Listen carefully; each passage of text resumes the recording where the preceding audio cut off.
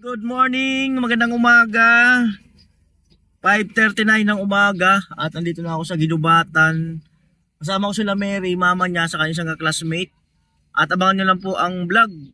At nagpatid sila dito sa Bio kasi nga mahirap sumakay pag madaling araw.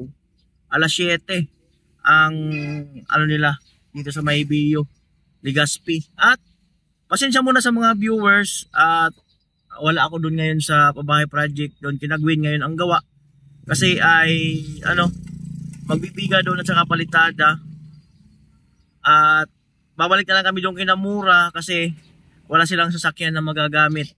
So doon kinamura baka mga 2 araw na lang yun. At muli ay gusto ko po kayong pasalamatan mga kanuli, lahat po kayo, lahat ng tumutuwang. Maraming salamat po muli sa inyong lahat at napakalaki ng accomplishment natin ngayong 2024, mga pabahay project natin, at paganda ng paganda ang mga pabahay project natin. Tumutunog na itong gasolina. Off ko muna. Tumunog na itong gasolina. Wala kasi dito eh. Bira.